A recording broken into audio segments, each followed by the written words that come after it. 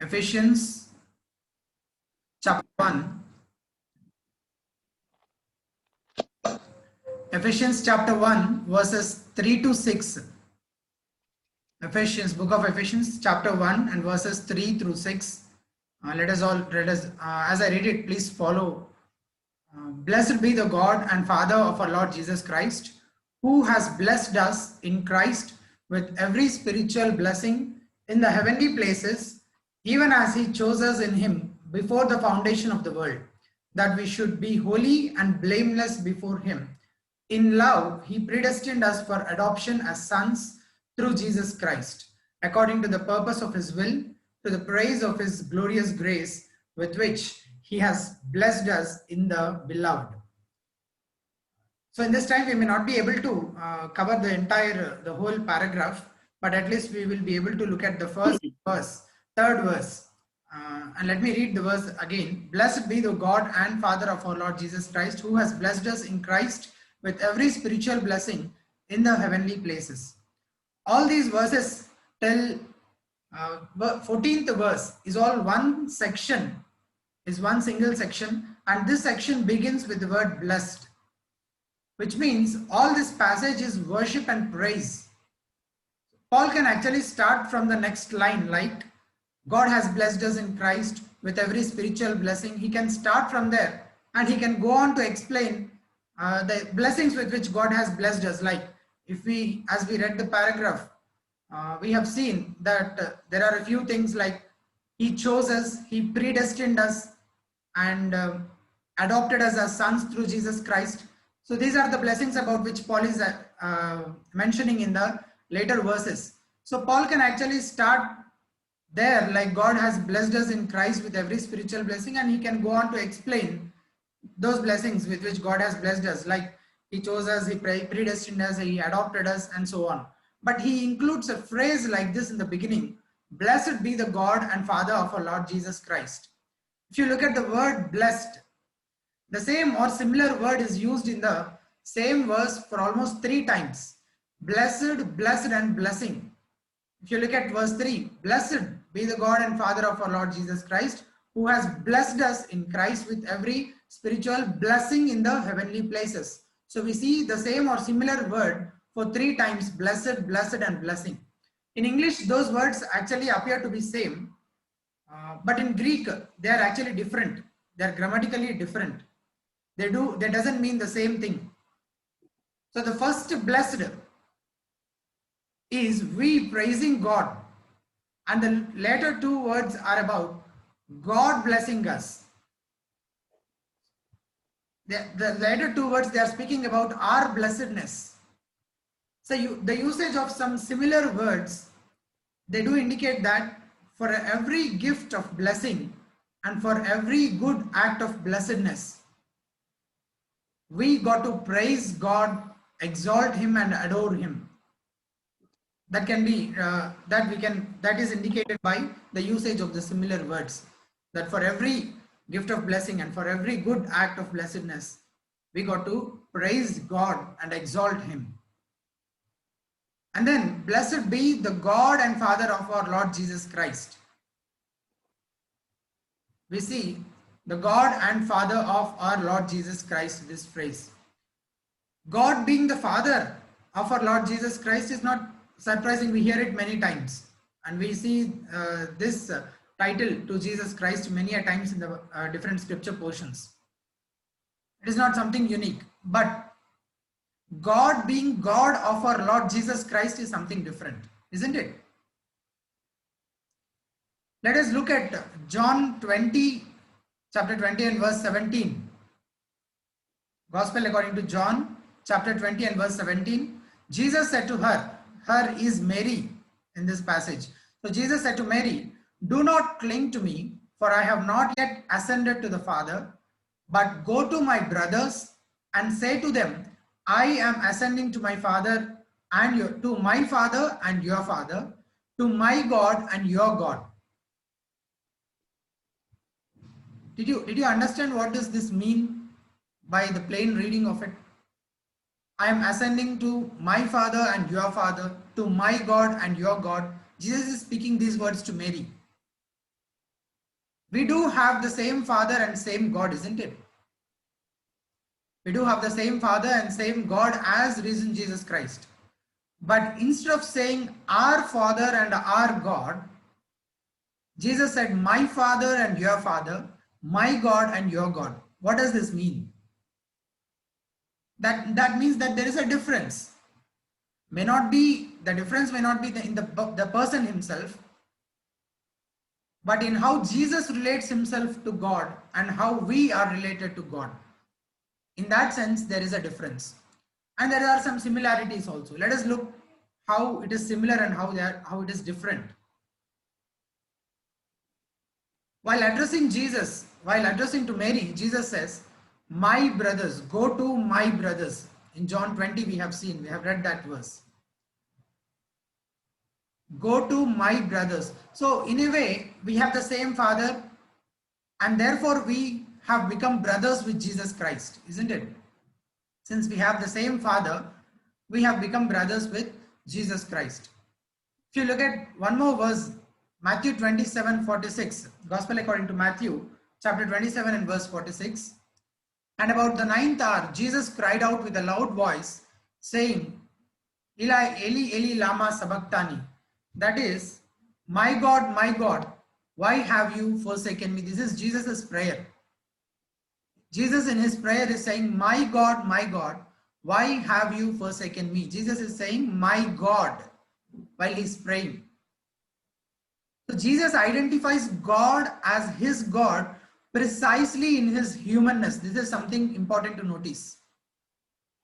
Jesus identifies God as his God precisely in his humanness, in his humanity. Jesus can die and can experience God's forsakenness on the cross, just as we can experience death.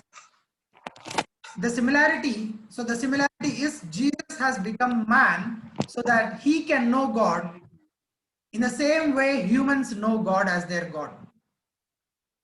In that sense, in his humanness, Jesus prays like this, my God, why have you forsaken me?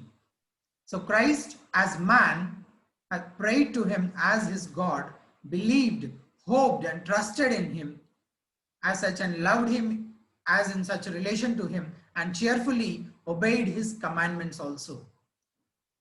So this is all about the similarities, how we relate to God and how Christ relates to God. And now let us look at some differences also. If you look at John chapter 1 verse 14, John chapter 1 verse 14, and the word became flesh and dwelt among us, and we have seen his glory, glory as of the only Son from the Father, full of grace and truth. See, Jesus here is mentioned as the only Son from the Father in this verse.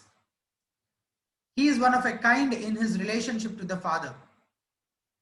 He's of the same nature and essence. And if you look at John 3:16, for God so loved the world that he gave his only Son, that whoever believes in him should not perish but have eternal life. Here he says he gave his only Son.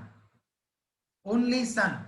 And if you look at Romans chapter 8 verse 22, Romans chapter 8 verse 32, he who did not spare his own Son, but gave him up for us all, how will he not also with him graciously give us all things? He who did not spare his own Son. So how is Jesus related to his Father? He is mentioned, he is titled as the only Son and his own Son. So we understand that in a unique way, Jesus is the own Son and only Son of God. Then what about us? What about us? If we look at our main passage in Ephesians, we see these words in that passage. In love, he predestined us for adoption as sons through Jesus Christ. In love, he predestined us for adoption as sons through Jesus Christ. So we are the adopted sons through Jesus Christ. So there is a difference in how we relate ourselves to Father and how Jesus relates himself to the Father. Ephesians 2:16. Ephesians 2:16, if we read Ephesians 2:16, and Christ might reconcile us both to God in one body through the cross, thereby killing the hostility. So it is Jesus who has reconciled us to God, and that was made possible through the cross. So if Christ has not died on the cross, we would not have God as our God.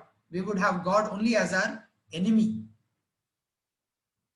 So there is a unique sense in which Jesus has God as his Father and God as his God. Why is this much emphasized here? Why is this much emphasized? Blessed be the God and Father of our Lord Jesus Christ.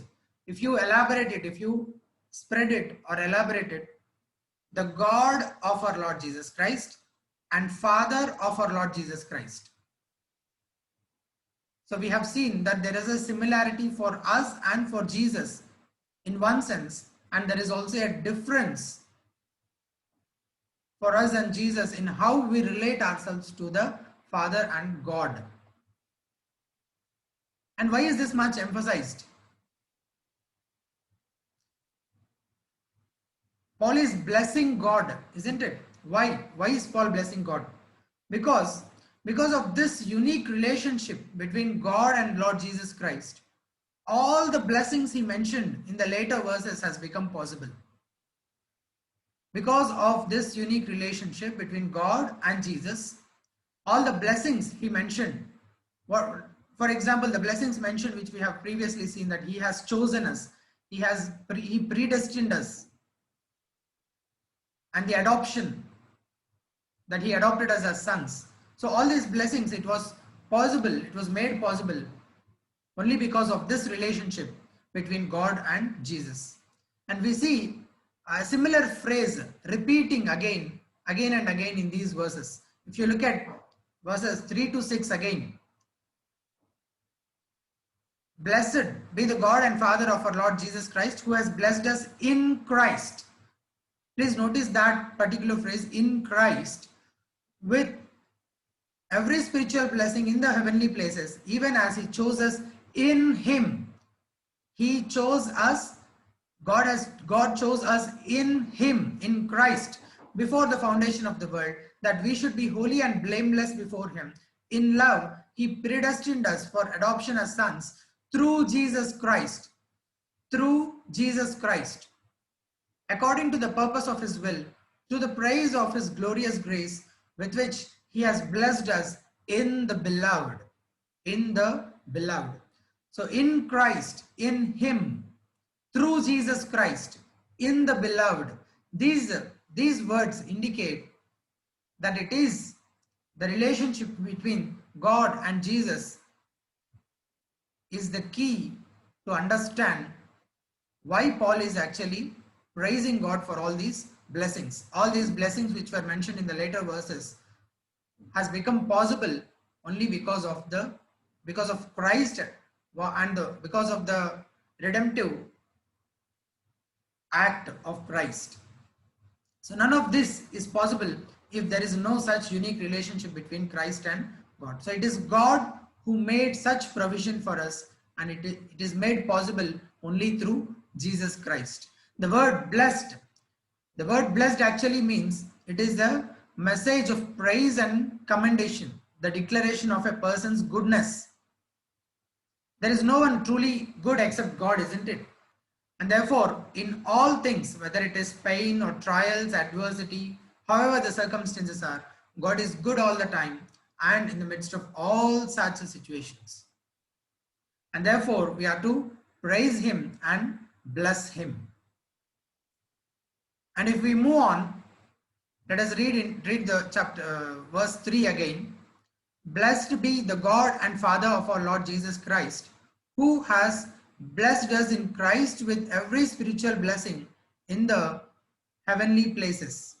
Who has blessed us in Christ with every spiritual blessing in the heavenly places. In these verses, Paul shows us the greatness and vastness of the blessings that belongs to us who are in Christ Jesus. He blessed us God is the one who is supremely blessed for his goodness or supremely praised for his goodness. At the same time, he himself is the supreme blesser who bestows goodness on us. Let us read some other scripture portions for us to understand this one in a more clear way. James, the book of James, chapter 1, verse 17. Every good gift and every perfect gift is from above, coming down from the Father of lights, with whom there is no variation or shadow due to change. Every good gift and every perfect gift that the God bestows on us, on his children.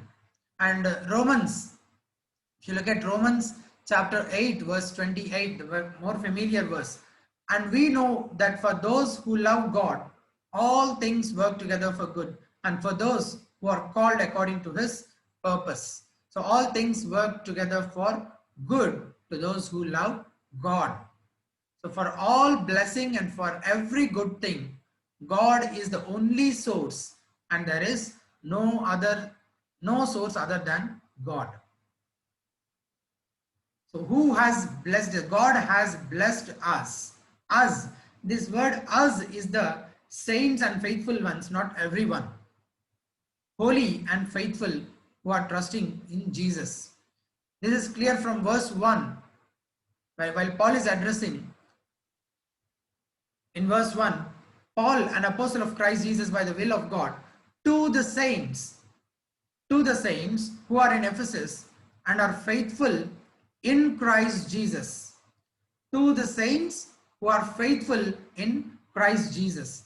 So to them, Paul is addressing. Therefore, this us, God has blessed us. This us is about the saints and the faithful ones in Christ Jesus. In his plan, God has chosen us to bless us. Our Heavenly Father, he bestows extravagant quantities of blessing more generously on us, with every blessing and every good gift. That is his nature, and that is also our need. And he has blessed us in Christ. We see these words, in Christ. God has blessed us in Christ. Since we are sinners alienated from God, we do not deserve any blessing. If you look at Ephesians chapter 2 verse 13, but now in Christ Jesus, you who once were far off have been brought near by the blood of Christ. Once we were far off, that's our position before we are saved. Once we were far off, but now we are brought near, and that was made possible only by the blood of Christ. By the blood of Christ. Yes, only in Christ Jesus we can hope for such blessing. And if you look at Romans chapter 8 verse 32, he who did not spare his own son but gave him up for us all, how will he not also with him graciously give us all things? So this all things means all blessing. Since God did not spare his own son but gave him up for us all, we were able to receive these blessings. So these blessings we were able to receive them only through Christ, only in Christ, because of Christ and the redemptive act of Christ. Only because of what Christ has done for us, we are supremely blessed. And we are blessed with every spiritual blessing.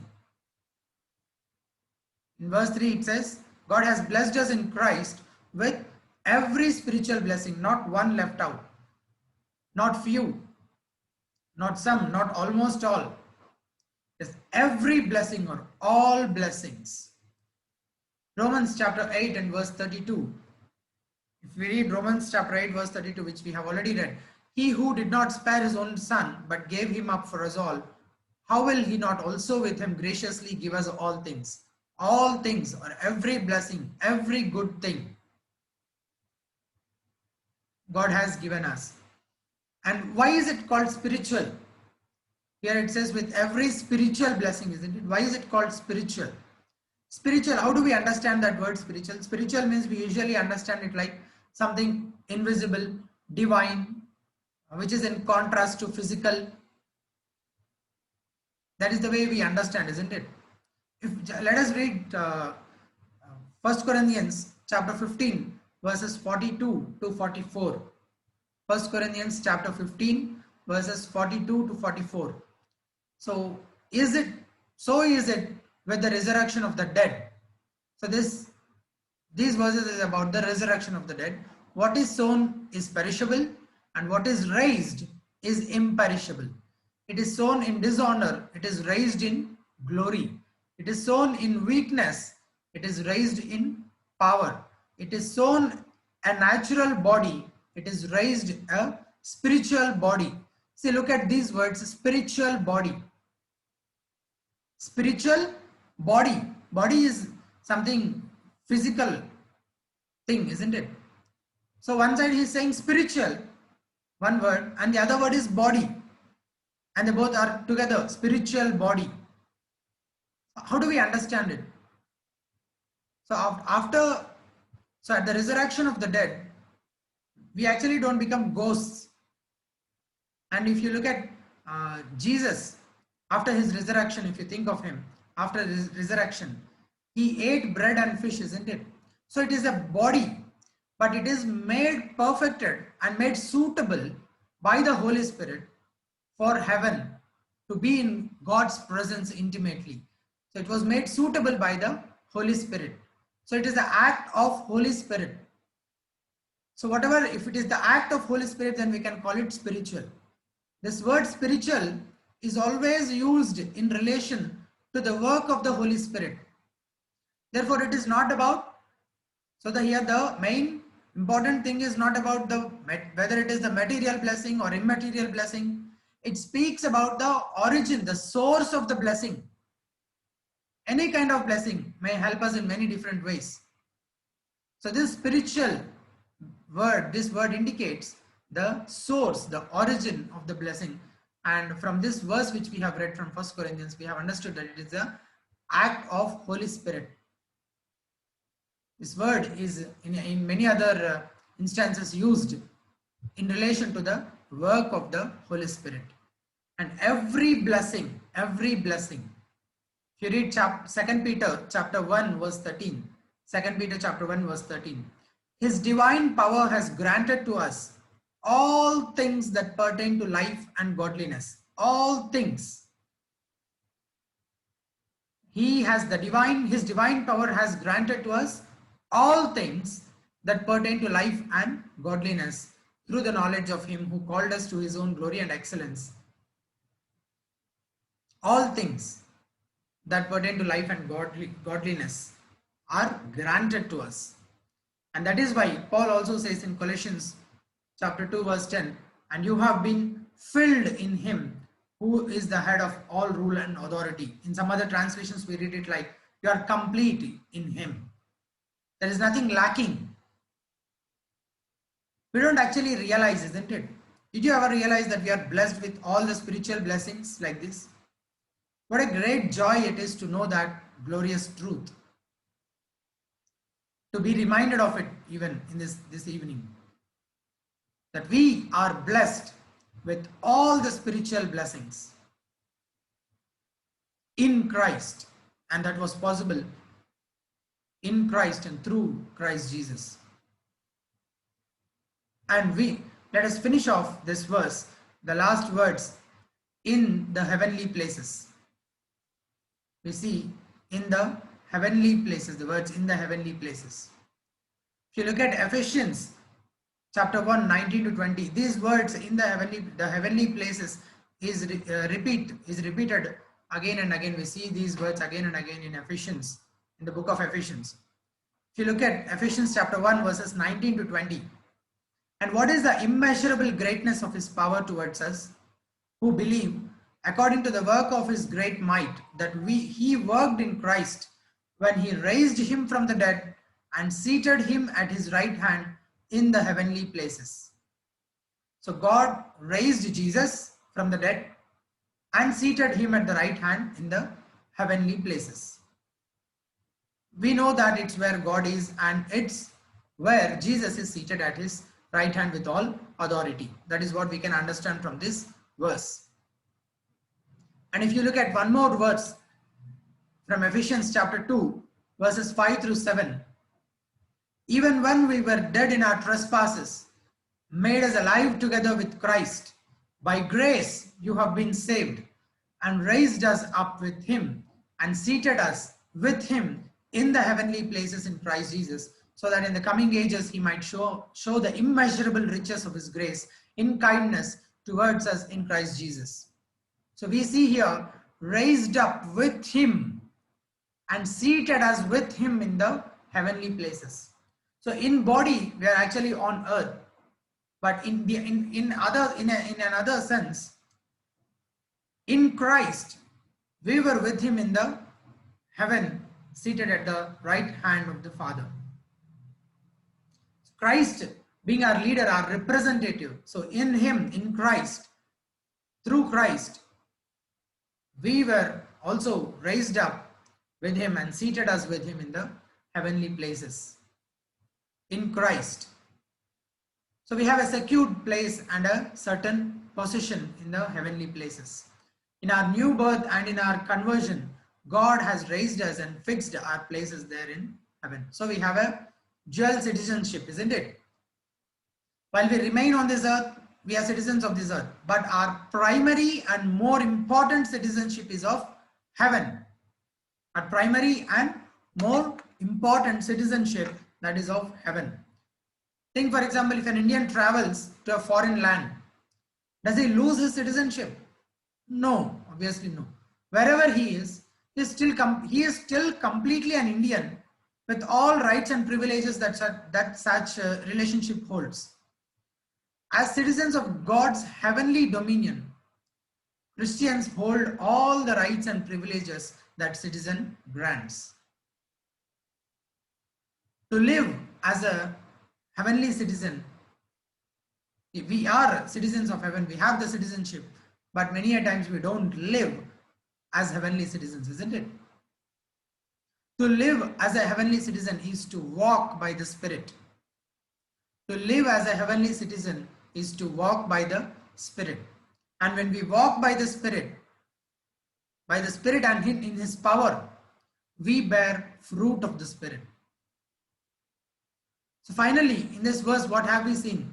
This evening, I just want you all to praise God and bless God with me by being reminded some of the glorious truths. Number one, God is both the blessed one and the blesser.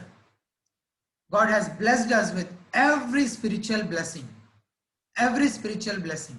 And if we read the whole passage, though we are not worthy, though we don't deserve, we are the ones who are far off from the God, alienated from the God.